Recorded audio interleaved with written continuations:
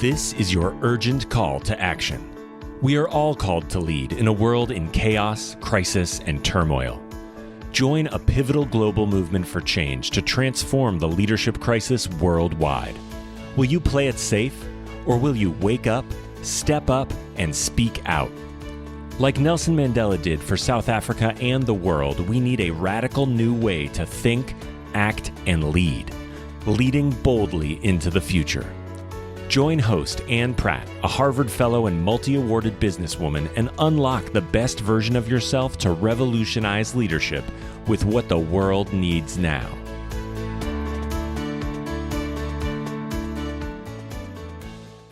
Greetings to all you future bold leaders. Thank you for joining us from around the world.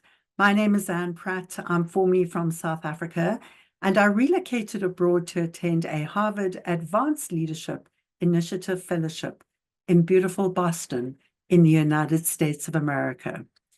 Today, our thoughtful bold leader joins us from a children's hospital on the southern tip of the African continent, a hospital that opened in 2017. It has 200 beds, and it is named after its patron, Nelson Mandela. Her career is a testament to her unwavering dedication to the public health sector in South Africa and beyond. She is a medical doctor, a board member of CHOC, the Childhood Cancer Foundation, and a non-executive director of Ronald McDonald House Charities, an independent American nonprofit dedicated to improving the well-being and health of children. She is also a member of the Cancer Alliance and is a new generation Chief Executive Officer of the Nelson Mandela Children's Hospital, a monument to love, care, and service, catalyzed by Nelson Mandela himself. Stay tuned as she shares more about her hospital experiences, firstly as a young child and living through a bomb blast in downtown Johannesburg. Secondly, as a 14-year-old who was diagnosed with ovarian cancer. And thirdly, as a new generation, first-time Chief Executive Officer of one of the most famous children's hospitals worldwide. We warmly welcome a wonderful woman, Dr. Nkuli Boikhutso, and welcome to Leading Boldly into the Future. Dr. Nkuli, it's such a joy to have you in person. Thank you for joining this conversation, and thank you for being part of this message and movement. Truly honored to be a guest on the show. You're a superstar. You know, I've heard so much about you. I've subsequently read and listened and watched some of your other interviews, and you've got an incredible backstory. And of course, you know, having fulfilled this wonderful position as CEO of the Nelson Mandela Children's Hospital, you as a child went through quite a lot of personal health issues. If I recall correctly, I think you were involved in a bomb blast during the apartheid era in what was then called Hillbrow in downtown Johannesburg in South Africa. And then, of course, you went through an incredible journey of ovarian cancer at age 14. I wondered, in your life trajectory and in those early years, what pivotal moment stands out for you as being the most significant in terms of defining and shaping who you are today? Yeah, thanks for that and for just reminding me of those moments. So really for me, I must say that initial, the accident with the bomb blast, I was 8 years old. And what do you know when you're 8 years old? You have dreams, you think you want certain things in your life, but they're not clearly defined at that stage. And so when I was in the accident with my mom, when I was lying in the hospital bed afterwards, one of the things that I said when I was sitting on that bed was that I want to help children like myself, who find themselves in a hospital bed, who are hurt. Because in that incident, I'd never experienced so much, there was so much chaos, so much pain, and you're all alone, because it's a blast. My mom disappeared for me for a moment. And obviously the injuries and just the trauma around what had happened. But not only that, it was the care that I received afterwards. There was a soldier, I remember distinctly, they came up, picked me up, and took me to the ambulance. Just everything that everyone did, and they were also impacted by what they saw, because I was the only child in and during that accident. And so just seeing the care and being in the hospital bed, for me was just one of those pivotal moments that I felt I want to go into healthcare. And obviously, as a 9-year-old, you say it, but for me, it was really a seed that was planted. And then the subsequent journey of cancer, that's when it was cemented that this is something that I definitely want to do. I want to go into the medical field, but more importantly, I want to make an impact and a difference in society. Yes. So that's really some of the key moments in my life. So that bomb blast, what year was it? Do you remember when it was? And do you remember what hospital you were in? Yeah, I remember. Interestingly, before I just answer your question, interestingly, there was an article I did recently, and somebody sent me a picture of it. I didn't realize it was going to be on the front page of the current of a local newspaper. And when I saw that, I literally had a flashback of when the first time I was on the front page of the newspaper was during that bomb blast, right? Wow. I think to the front page of either the Sowetan or the Citizen, I can't remember correctly. And I was being held by this big burly soldier who was carrying me, and my face was half covered. So I remember it was back in 1991. It was in May. I don't remember if it was the 9th of May, but all I remember, it was an ordinary Friday afternoon. The sun was out. You know how winters in South Africa, the sun is out, even though it's a bit chilly.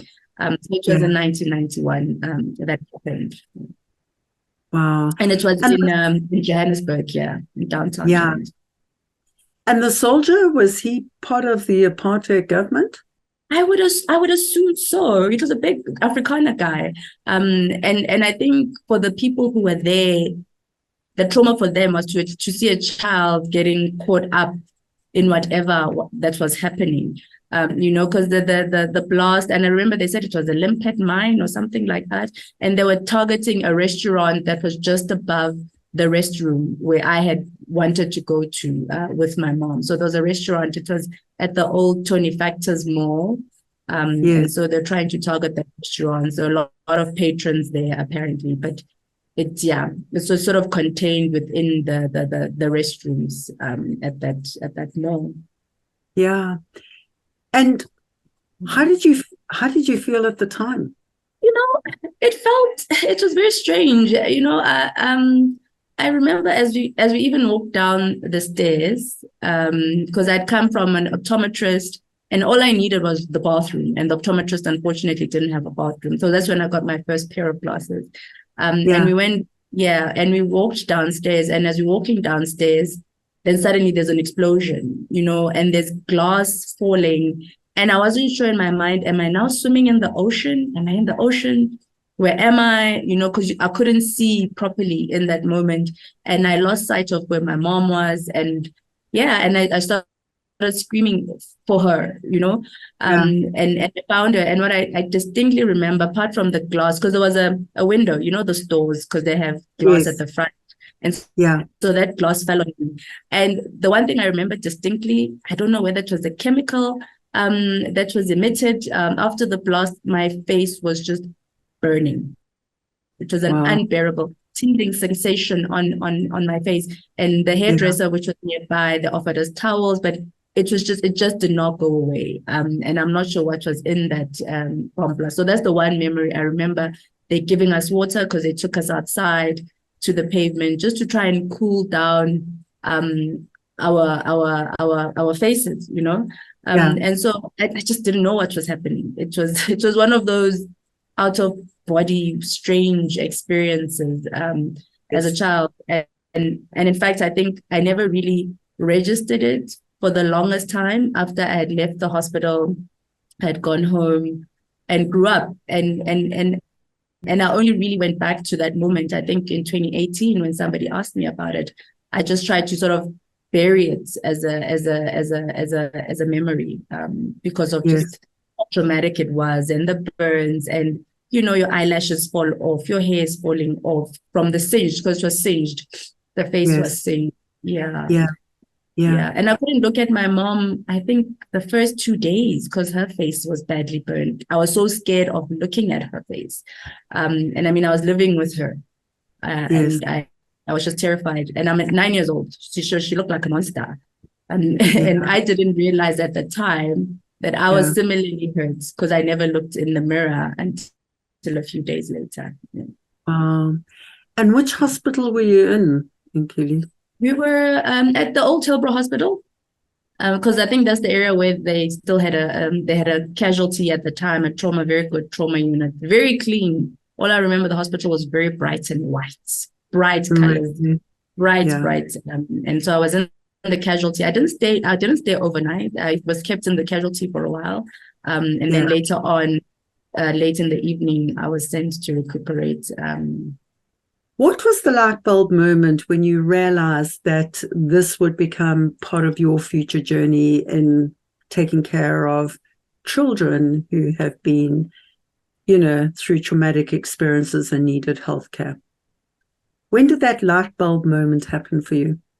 So it really happened, I suppose, with cancer, because at that time I was already 14 years old. You're a teenager, you have an idea that I want to go into the medical field in some form. And so when I was diagnosed with cancer, just the build up to it, the fact that I had been misdiagnosed when I went to the first general practitioner, and by no fault of his own, it's very difficult sometimes to pick up an insidious disease like cancer. The signs are not so clear. And so when he missed that, and everything that the symptoms that I experienced subsequent to that, which were severe changes in my body, and I was eventually diagnosed. And so I spent a lot of time. First, I realized that, okay, this could have been caught much earlier if I had somebody who had been more aware and understood that cancer happens in children. And in fact, even when I went to the second GP who diagnosed me, if he didn't have a sonar machine with him, he wouldn't have believed that I have a malignancy. He thought I was pregnant. That's how big the tumor had grown between the first and the second GP. Wow. Yeah. And so for me, just going through that, and I remember it's, the workup. Oh my gosh, I think the worst part about the treatment was not the chemo. I think the workup for me was probably the most traumatic. Just the anticipation. What are the results going to be? What is it going to be today? Where are they going to be poking and prodding? And you're a young child, just going through a CT scan and just having to sit there in that cold room, and there's something wrong with you because you've seen the symptoms, but you're still hoping that maybe it's nothing really, and just getting those news afterwards. It was a shock to the system. But as I went through the treatment, I'm from a deeply religious family. And one of the things that I had was my Bible when I was in hospital during the workup. And there was a scripture I had, and it's a scripture I'd never read. I mean, I was 14. I don't know. There's a scripture I had from Psalms, and it talked about, I will not die, I'll live, and I'll proclaim what the Lord has done for me.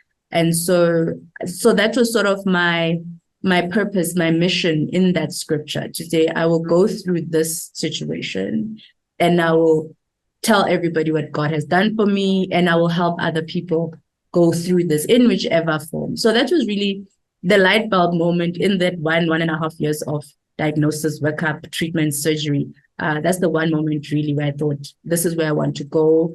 And I want to help people to be able to access care, to get the best care, to be informed about their care. Because I found that oftentimes when you're a patient, it's as if you're not heard.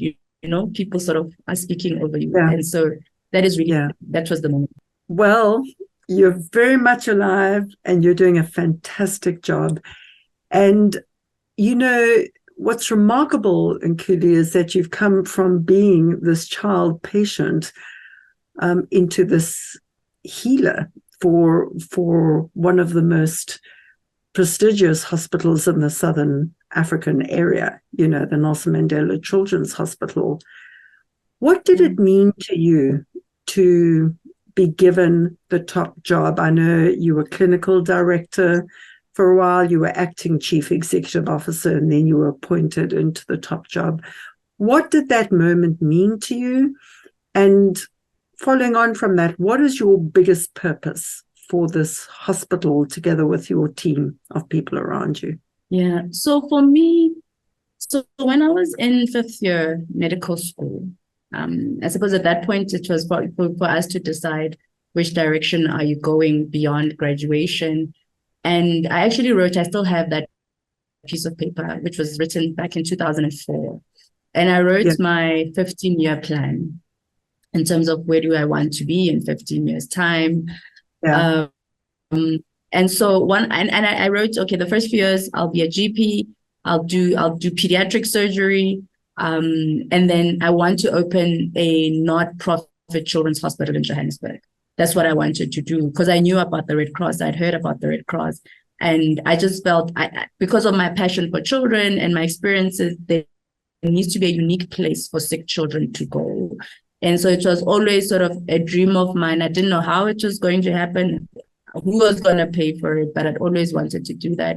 And so when I had the opportunity to even come here from where I was initially, it was really like, it's a dream come true. I can be in this environment where I can effect some sort of change and improve the lives of children.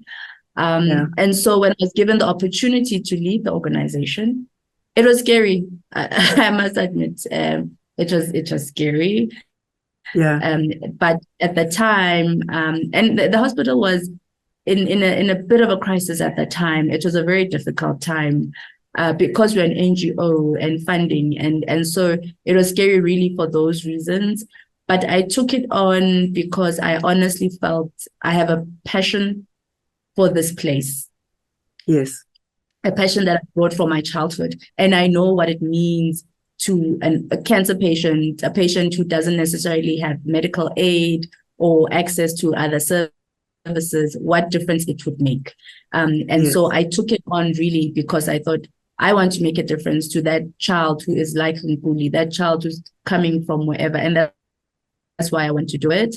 And so really our purpose as a collective is to ensure that, we bring hope and healing. That's on our walls everywhere, that we're a place of hope and we're a place of healing. We may not always get it right, but at the very least that even if healing is not, your child comes out well, but from a family, you care for the family, who's going through a difficult time. You care for the child. Sure. It's not just about the child, because when a child is sick in a family, the whole system is affected.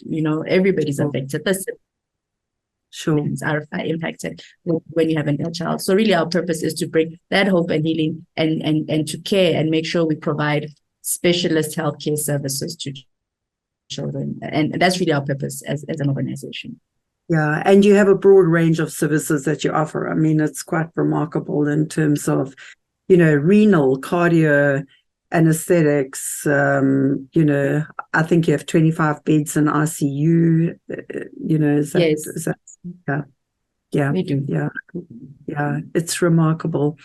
So, being at Nelson Mandela's Children's Hospital, how does that impact on you in terms of the way you think about exercising leadership in your CEO role? Yeah. So, the beautiful thing about the former president, and that's sometimes something that we take for granted, that we're carrying two important messages just in the name Nelson Mandela Children's Hospital. There's this man called Nelson Mandela, and then there's a children's component of it. And these combined are powerful brands and names. And so for me, it's a privilege to work in an environment where we are talking about the man who stayed in, the 27 years in prison. For me, it's just mind-boggling, how somebody can stay in there and come out, not be vindictive. He's coming out, he's still strong, he wants reconciliation. We are blessed as a country to be where we are, and so for me to be able to impart AI for children. And one of the things that he said, a quote that we like very much in this hospital, that it all seems impossible until it's done. And so even when we go through the difficulties of our organization and the complexity, We're going to Yeah. do it. We know it's going to be done. And so really we are motivated by who he was and what he did for this country. The fact that we can be here, the fact that the country exists, you can build a hospital, you are free, despite whatever problems exist in South Africa. That is what he did and what he chose for us. And so it is our responsibility to then take the legacy forward, you know. It wasn't just for him to solve all of our problems. He got us to a certain place, and it's for us to pick up from there and take the country forward. So that's really what it means for me to be here. That's great. And in that context, Nkuli, what is your definition of leadership? So leadership for me is really about it's servitude to others, and bringing hope to them. It's not about myself, and I've had to remind myself all the time, because sometimes you can get engrossed in things that this is about serving others, and not just serving the patients, serving the people that I work with, giving them hope, inspiring them to be able to do their everyday work, because that's really it. If they're not inspired to work, they will not be able to take care of patients. They will not be able to take care of each other. So that's really for me what leadership is about at its core. Yes. And when you wake up in the morning, I mean, what are the big issues that kind of keep you concerned around the broader environment, not only from a South African context, perhaps, but even across the continent or more broadly? What are the sort of big challenges that we face as a human race? What are the things that keep you awake, concerned, and focused?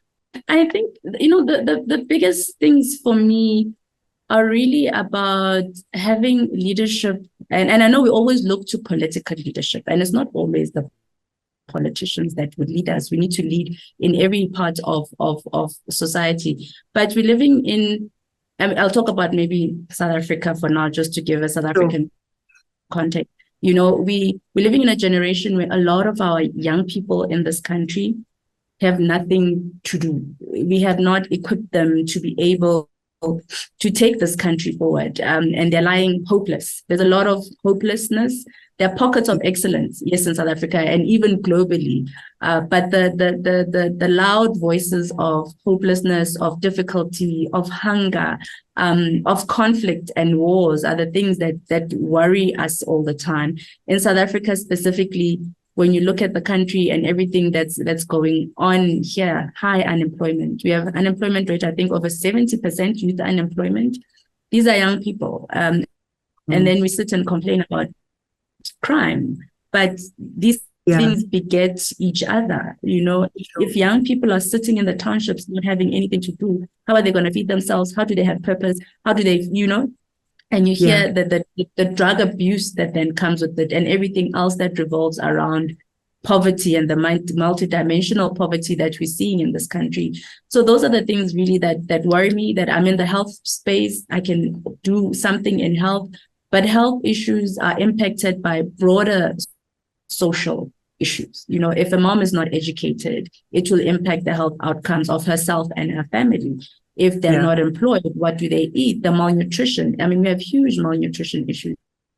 Yes. So really, for me, the huge challenges is how do we keep our young people engaged? How do we keep them busy? How do we equip them to be able to just build a better global community? And I just feel on our continent, and maybe specifically for South Africa, is that I just don't think we're doing enough for them.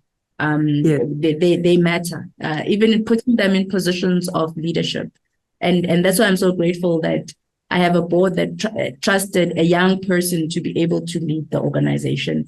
Because I think there's a lot they bring to the table, but they just don't have the voice to do so. Yeah. And not always the education and the skills as well. I'm saying they don't have the education, they don't have the skills. Yeah. So it's within the broader ecosystem. Yeah. So in your work life, you speak about being a young CEO and your board entrusting you with this magnificent challenge. Can you share with us a difficult time in your working career, maybe even in this hospital, where you've had a very difficult time to navigate? You mentioned when you came in, it was a difficult time. You know, the CEO and the CFO, the chief financial officer and the chief executive officer had resigned. Also being a nonprofit, there's the issue of funding. Is there a particular moment that was very difficult for you? Can you take us back specifically? What was that challenge? When was it? How did you feel at the time? Sure. Yeah. I think that those early days, when I was acting, in fact, that first 2 months, I don't think I slept much in those 2 months. Firstly, when the resignations happened, pardon, yes, as acting chief, because they actually resigned on the same day. And so I came in, did not have a chief financial officer. As much as I understood the organization, I understood healthcare. In my specialist training in public health, I had an idea of how things work. But when you're in the seat, it's different. And you need the relevant people to support you from an HR, you know. And so during that time then, it was the board had planned to bring on a managing partner to the hospital. The staff members were extremely unhappy. There were all kinds of rumors going around. Some actually said there was a town hall that was held. Some thought that I had brought in the managing partner and I want to get them fired, you know. And so on one hand, I'm trying to change the narrative amongst the staff members to say, but this is not actually true. But on the other hand, the board needed me to present a financial model, a business case, a strategy, and how am I going to turn the organization around without them having to bring in the managing partner. So I literally spent, I think I had probably over 8 board meetings over the 2 months. Just going back to the drawing board. And I remember one night, I'd almost had an anxiety attack, you know, and I thought to myself, really, like, why did you do this? Yeah. You know, did you need all the stress? Because now everybody's looking at you. The staff members are looking at you. The board is looking at you. And I'm sure they're thinking to themselves, let's see, what is this person going to come up with? And I was sitting in my bed. It must have been around midnight. And I had to prepare this plan for them. And I just sat, I shed a few tears, and I was like, God, please just give me something. And I meditated and I kept quiet. I switched off everything. And first thing the following morning, then the ideas started to flow in terms of what I needed to do. And so I presented the plan. They needed it refined, and I went through the motion over 8 weeks. But eventually they accepted the proposal, and we no longer required the managing partner. And since then, it's really been working, and just to build the relationships, because the staff members then didn't trust me, didn't trust the board. And I had to open the lines of communication between myself and the staff and be completely transparent, you know, without obviously causing chaos and worry, because people also get worried. And that's what I did. It was very, very difficult, but just in that moment of quiet. And I remember someone saying, only when it's quiet, then the ideas will flow. You know, in the midst of chaos, then things just give yourself a moment of quiet. And that's what I did. Yeah. I think that was the most difficult time in my entire career so far. But yeah, no, in my entire 18 years that I've been working, I was like, guys, that was a difficult moment, but it was a moment of growth. I think I learned more in these last 2 years in this role, acting and being a CEO, than I've done. I've grown as a person, understood myself and how I work and what I want in life. So yeah, it was tough, but I'm thankful for it. It really helped me to grow and have perspective. And could you kind of flesh out a little more in terms of what you did and how you did it? You spoke about rebuilding trust between yourself and the staff, also the issue of trust between the board and the staff members. Can you take us through exactly the sorts of things you did to navigate out of that? And then what was the final outcome and how did you measure that? Oh, so yeah. So our biggest challenge really as an organization, as an NPO, is to raise funds. That's always is. And make sure that you're running a sustainable organization. And so the first few things I did was to educate myself properly about just business in general. What are the key components of running a business? What should you know? So I did a lot of reading and research, finding out how other institutions are run in my space. Who is here? Who is in my environment? From the policy framework, what governs it? Because I spend a lot of my time just in the public sector, so I was very comfortable with the public sector framework, and then I had to make myself more familiar with what happens in the private sector. What is a balance sheet, a financial statement? How do you read those things? And so really it was just to educate myself so that I build my confidence and my knowledge so that then when I interact with staff, I'm talking from a position of knowledge. And I made sure that I talk to other people who have walked the path.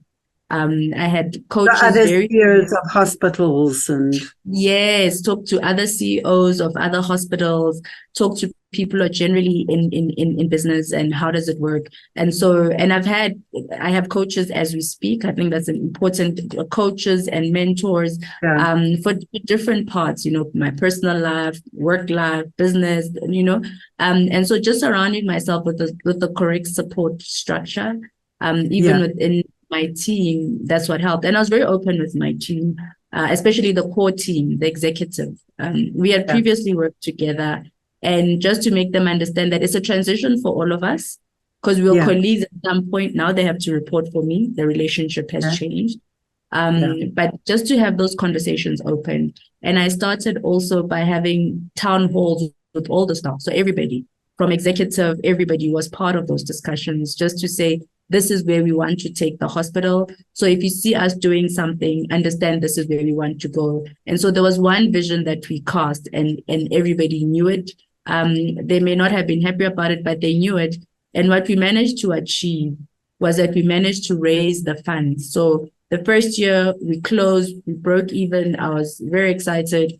Second year we closed, we are still good. And so when people are seeing that level of stability in the organization, okay, people didn't lose jobs, because one of the threats was the possibility of cutting jobs. And I made a promise, maybe naively, we can't be going through COVID, because we're very much still in the throes of the pandemic. We can't be going through the pandemic. You're healthcare workers. And then I'm saying, let's retrench, let's restructure.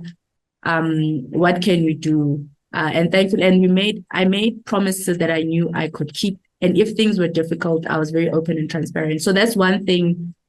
What promises did you make? As a company, no retrenching. I said, I won't retrench. No retrenchments. No retrenchments, but just understand that sometimes you won't get everything like you used to. I cut coffees and teas, believe it or not. They're like, she's so cruel. I said, no. You'll have a minimum spending too much on coffees and teas. And it looks like it's a small thing, but it's a big thing, and we started paying attention on certain things, the use of toilet paper. I know it seems trivial, but in the procurement world, they know that that thing is like rich gold, so it's little things that we started tweaking. Let's not be wasteful. And we found by reducing the waste, we're able to keep ourselves afloat. Cut away the frills. Certain things are frills that they are unnecessary. So I'm just that person. They know, Dr. Nkuli, cut waste. She doesn't want waste. She doesn't want. I'm like, it's true. Like, and hire people or have people, when you're here, maximize your time here. Let's be effective. If I need 2 people to do the job, why am I going to hire 3? Just because you decide that halfway through the job, you want to sit down and have a 2-hour lunch. I'm like, no 2-hour lunches and we're relaxing. No. Let's maximize what the little that we have. Let's stretch it. So that's really what I put in proper austerity measures. I did because the time called for it, and that's what we did. And I have not changed. So things are we're still pretty much working like that. And people have adjusted. They hated it. That how can I cut their coffees and teas? But here we are, 2 years later. We are all happy. And how long did they take for lunch? I Apparently, the one area where I used to have an office, people used to sit for forever for lunch. Nobody sits there anymore for lunch. Yeah, maybe they eat in their offices. I don't know. Maybe I scared them away, but yeah. Yeah. And what was, okay, so the final outcome was you broke even after year 1 and you still broke even after year 2. Even after year 2. So now this is year 3. I'm hoping we'll be able to do that. And for me, and we told the board, because we did a 5-year forecast. We're not going to work in 1-year drips and drives. We did a 5-year forecast, and we said, look, because we came in, I think we had about 70 million rand debt at the time when I started, 70 million rand debt from various things. And now we've reduced it to about 30 million rand debt. And so for me, I just said, we're cutting away, we're eating away at our debt. So we're not going to be having any profits in the next 5 years at least. But after 5 years, we can look into a little bit of a profit so that we can then build an endowment so that we create a buffer for ourselves. But if we can perform even better, then we can get to that target even quicker. But I knew already years ago that at the very least, I need 5 years to eat away at this debt, and then we can build after that. And we have a 10-year plan, so we have the 5-year forecast from a budget point of view, but really the strategy that we cast was up until from 2021 to 2031, that where do you want to see ourselves in 2031 as a hospital. And so that's really our guide with ups and downs along the road. But at the very least, we know 2031, the hospital should look leading pediatric hospital. We should be financially sustainable. We should be world-class research center. So those are the dreams that we have for ourselves as an institution. That's wonderful. And how have you measured the shift in trust between you and the staff and the board and the staff? So one of the things, so we do surveys. They're formal surveys that HR will conduct. But I also generally walk the floor. Yeah. Walk the floor. And I get direct feedback from the staff. So the surveys are improving, and we can pick up where there are issues. We do staff surveys, but we also survey the patients, because at the end of the day, we are here to provide a service to them. And if the patients are happy, then at the very least, they're being served by people who are hopefully happy as well. So we walk the floor, and just the feedback that we've gotten in the last few years from the staff on the ground, that they're feeling a bit more secure, they're not as worried. And not only that, we also watch your key HR indicators, just your turnover rates in certain areas have reduced. In fact, in the last 2 months, we haven't had a nurse resign in the hospital, and we're just crossing fingers that it's not that will be the trend. I mean, people will move. It's normal, it's natural, but for us not to have a nurse resign 2 months is a miracle. So hopefully they've stabilized somewhat, and we've addressed all their complaints. So I had a list, because we asked them after all these town halls, what are the issues? So we used to list all the issues, and we've gone down the list. My pay was incorrect, and a lot of people, obviously, when you deal with the pay, you can't touch the pay issue. So we had to sort out pay issues, which we did, recognition, which we did. And so just addressing some of those things have settled the environment. And now it's really about how then do we grow the organization and whatever pains come, growing and changing again. Yeah. Coming back to, the man who made this hospital possible, Nelson Mandela. I mean, you've already alluded to the fact that, Mandela has been an incredible gift, not only to you, to the country. And I'm sure you've had many Mandela moments, Nkuli. But is there a particular moment that stands out where Mandela really touched you at a very personal level and has impacted the way you think, act, and lead in his children's hospital today? When was that? Can you take us back in time? What was the circumstance? Yeah. So for me, my Mandela moment, it happened. There's a video that we watch when there's induction in the and one of the things that he says is that, individuals come and go. In the video, on that video. That's what he says. I've never met Mandela. I've never met him. But just in the video, he talks about how individuals come and go, we change, we move, but institutions last, and just emphasizing the importance of institutions and building institutions. And for me, it was just such a profound statement, because oftentimes you don't realize that it's not just about the individuals who create the institution, but it's important for us to preserve the institutions, the legacies, that let's not and destroy legacies for our children because it's a Nkuli problem or interpersonal differences, but really is that we are here to build institutions for the country. And that's really my Mandela moment, to say, you know what, even when it's difficult, even when I'm asked to do certain things, because I'm generally a very shy person, I don't like cameras and all of that. And then I realized at some point, but it's about the role that you're fulfilling. It's about the institution that you're building. The institution is bigger than you. This hospital must exist 100 years from now. So there are certain things that you need to do outside of your comfort zone to build this institution.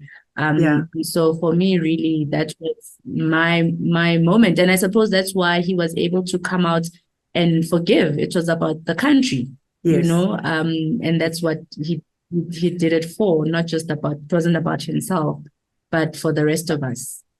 For the rest of us, absolutely. Shifting to something a little lighter, I know you're a mother of 3. I know you play a violin. What is it about playing a violin that means a lot to you, and how did you get into playing a violin? I know I'm always asking myself, how did I pick this instrument up? So I actually started playing after cancer. I think after that. After your recovery. Yeah, after my chemo, just after chemo and the surgery and all of that. And I was in remission, I think, for about a year. And at the time, what was that? Were you about 16? Because you I was about 16. I was about 16. Yeah. So I started in high school. I started the violin in high school. And I suppose I just wanted to live and experience things that I had never experienced, play an instrument. I love classical music. I enjoy it very much. And the violin specifically, I found it to be very soothing. It's a soothing instrument. You feel a certain way when somebody plays the violin well. And I just wanted to learn how to play. And so that's when I started. And then I was in the school orchestra. I wasn't that good. And then I stopped because I couldn't afford to buy one. The violin belonged to the school. So after matric, I had to stop playing, and I picked it up again during COVID. I picked it up again because of COVID. I picked it up again. I said, that's the one thing that I always tell people, if I wasn't a medical practitioner, I would probably be living somewhere in a flat in London, playing the violin professionally. That's where I would be, So I said, let me pick it up because it was a childhood. Yeah, Royal Albert Hall, exactly. I'm playing professionally. That's what I would be doing. Maybe Johannesburg Philharmonic Orchestra. Anyway, but yeah, that's what I'll be doing. And I thought, why not pick it up during COVID? There was a time I couldn't afford it. Now I can afford it. And so I started playing again. Yeah. And does it still have that same soothing effect for you? It does. When I'm with my teacher, the world just doesn't exist. She's from the Ukraine. Interestingly, she's from the Ukraine. Right. Yeah, she married a South African. She's here. We laugh and we just see each other during that 1 hour. But we laugh. We talk about so many things. We play. And it's just a beautiful moment that I can just not think about anything but playing the violin. That's wonderful. And another fun fact, I know you had an amazing single mother who raised you. What do you think your mother would say about you as a child, and the one thing that really stood out for her about you as a child, and what it was about you as a child that she believed would manifest in this very successful woman you are today? What is the thing your mother would think about your childhood that stood out in your childhood about you? Yeah, I think my mom, she always says this. She's like, I don't know what kind of child you are. You're a child who just never used to complain. Very conscientious. It never bothered me about anything. You know, she's like, you're such an easy child. You did your homework. You got to school, got home from school on a Friday. You did all your homework so that by Monday it's ready. And she says that even now that you're strong and you have so much faith and you believe. And I was like, okay. So I think all of those attributes, and to be honest with you, I learned that from her. Believing and from her. Having faith. You model it from what you see. I mean, my mom has really, she's really been there. She's a preacher, by the way. So you followed her and the life that she lived, taking care of others. She's like a social worker in the community. She helps everybody. So a lot of the time you spend with her going to this house, going to the next house, helping them, praying for them, buying this and that. So, I mean, she's really cultivated that spirit of Ubuntu and togetherness with the community for me. I saw it from her, honestly, yeah. And by the way, while you talk about Ubuntu, what is your definition of Ubuntu? I am because you are, and it doesn't matter who you are. Whether you look like me, whether you sound like me, I am because you are. And a community it's broader than just people who look like me and sound like me. So yeah. And I know you have 3 children. Just another fun fact: how old are they? Are they girls or boys?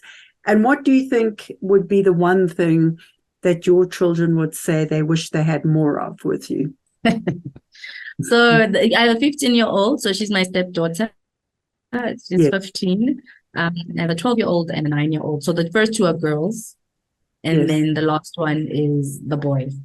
Yeah. And I know, oh gosh, they'd wish that I would play with them more. Play with them more. Yeah, I must play. They love, especially the young one. He loves to play. So they recently joined soccer. So now on the weekends, mommy has to play with them and join. So you have to play soccer with him. Yes, during practice. When they're practicing, I must practice. I was like, okay, I'll do that.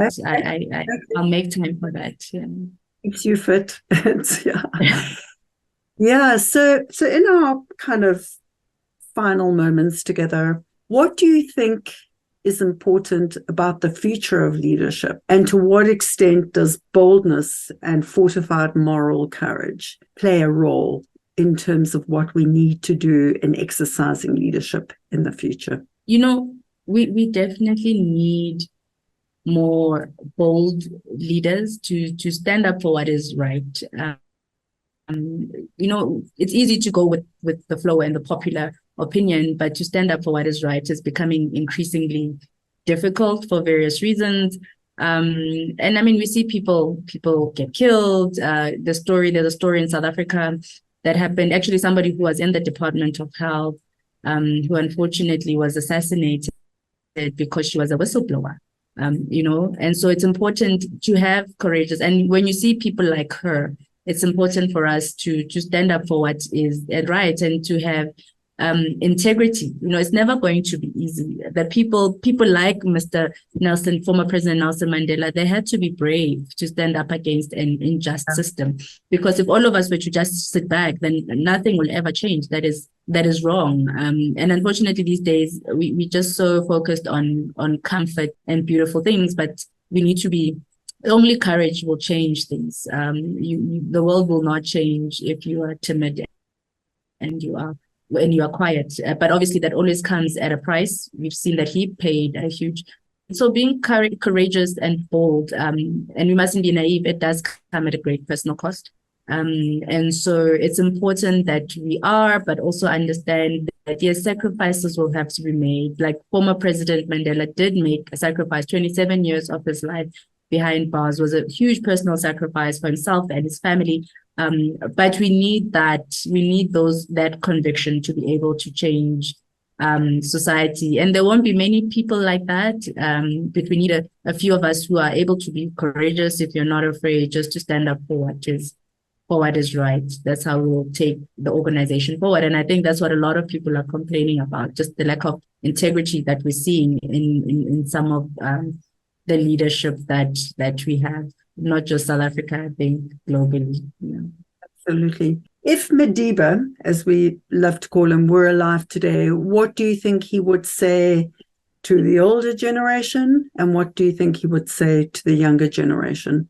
To the older generation, he'd probably say, look, guys, you've done well, but you need to give opportunity to the youth, because I know that he was in the youth league when they started Yes. some of the moves that they made and standing up, because I mean the young people, they still have the not just the strength, but they have the strength and the energy to do a lot of things, and the older people impart the wisdom, so Yes. I even tell people in my organization, you need a blend and a diversity. We need older people to impart the wisdom. This is not about competing with one another. People who have walked this path can give so much back. Young people, because of your idealism that's sort of natural in your 20s and your teens, use it as a force for good. But just having that blend to older people, impart your wisdom, don't sit on it. And younger people, listen and let's work together. Well, Dr. Nkuli Boikhutso, you are remarkable. It's such a joy. And, I think that the Nelson Mandela Children's Hospital is in such good hands. Thank you so much for sharing your insights, your personal story. Thank you for being part of this global message and movement. Thank you so much for having me. It's really an honor, and I'm so glad there are people like you who are doing and reminding us. I listened to a podcast by somebody else the other day, and I'm like, it's always good to chat to people who have experienced so much again and impart knowledge on us, and just to share your thoughts and who you are with us. Thank you. Our children are our future. The origin story of why Nelson Mandela wanted a non-profit, medically advanced new hospital built for the children of Southern Africa, not only South Africa, bears testimony to Mandela's love of children. Mandela once said, "The true character of a society is revealed in how it treats its children, all of its children." I listened intently to the bold and inspirational Dr. Nkuli Boikhutso, the CEO of the beautifully designed and medically advanced Nelson Mandela's Children's Hospital in Johannesburg, South Africa, a hospital where the children of Southern Africa are treated as kings. Beautiful animal characters, nursery rhyme figures appear and adorn the walls of the image scanning rooms, the walls of wards, and little people's chair fill the reception areas. It made me think more broadly about our children and the future of our children, and what is required of us as parents, grandparents, godparents, teachers, and those in power to not only fulfill our moral obligation, but how do we exercise leadership in a way that takes care of their health, their daily sustenance, and their long-term future well-being? According to the World Population Review, there is an estimated 25% or 2 billion of a global 8 billion population of children aged between the ages of 0 and 14.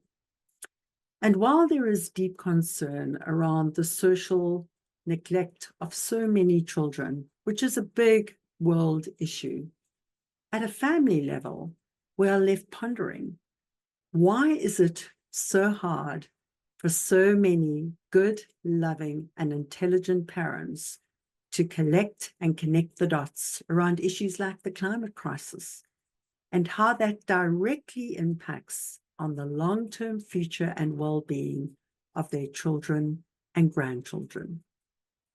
And yes, we have our issues with our kids, like when they tip over that pot of paint in the living room on a plush new carpet, or knock over that pot of food, not knowing where the next meal is coming from, or when one of the kids jabs their sibling in the eye with a big sharp stick. But at a very profound level, most of us love our children very dearly. How can we apply this parental cultural structure and emotional motivation to do right by our kids, to plan ahead, and to do the right things for them. And when we can apply this on a bigger scale in terms of these broader social issues, we not only rewrite their future, but we rewrite the future of a collective around 2 billion children worldwide. How we treat our children, how we nurture, sustain, and plan for their long-term future reveals explicitly our character as a human species. Our children are our future. They are our legacy. So let us treat them like kings. Let us rethink the future and the planet we wish to create for them. Let us help them heal, nurture, and live in hope for a long-term, sustainable future and a brighter tomorrow. So until next time, remember that leading boldly is about making thoughtful, clear choices. And bold leadership is about taking bold action, just one small step at a time, one small step for you, but together, a giant step for our children and the future of humanity. Take care and take thoughtful, bold action.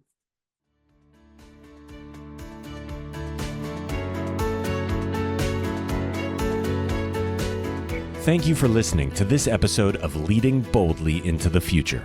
Please find links and connections mentioned in this show in our blog and never miss an episode by subscribing at anne-pratt.com.